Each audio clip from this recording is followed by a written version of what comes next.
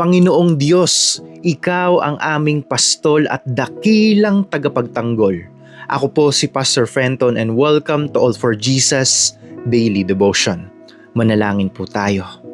Panginoon, pagkalooban niyo po kami ng karunungan at malinaw na kaisipan para maintindihan at maisabuhay at malakaran namin ang inyong mga salita.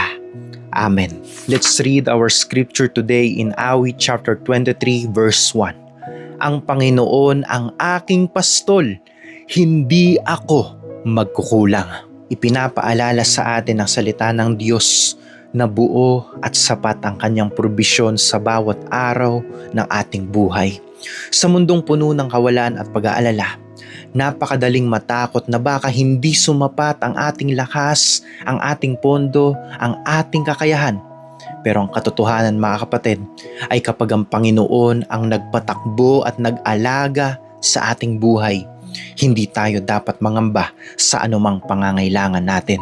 Ang Diyos ay hindi lamang nakatingin sa ating mga panlabas na pangangailangan, kundi nakikita niya pati ang mga lihim na sigaw ng ating puso. He is your ultimate provider.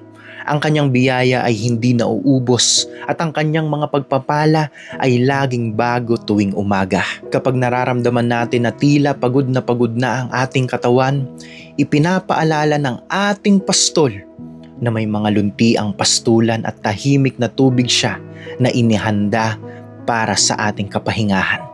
Madalas po ay nakatutok tayo sa mga bagay na wala sa atin, kaya nakakalimutan natin ang mga biyaya na ibinigay na ng Diyos. God will provide every need according to His riches. Ang kailangan lang natin ay ang manatiling malapit sa Kanya at sumunod sa Kanyang tinig. Kapag lumalakad tayo kasama ang Panginoon, kapatid, ang bawat pagsubok ay nagiging daan upang mas lalo nating maranasan ang Kanyang kamangha-manghang kabutihan. Huwag mong hayaan na ang takot sa bukas ay magnakaw ng kapayapaan mo ngayon. His grace is more than enough for you. Tandaan mo na ang nag-aalaga sa iyo ay ang may likha ng langit at lupa. Walang anumang mabuting bagay ang kanyang ipagkakait sa mga taong lumalakad ng may tapat na puso sa kanyang harapan. Manalangin po tayo. Panginoong Jesus, maraming salamat sa iyong patuloy na pag-aalaga at pagmamahal sa aming mga buhay. Ipinapanalangin ko ang bawat taong nakikinig sa oras na ito. Lord, meet them at their point of need.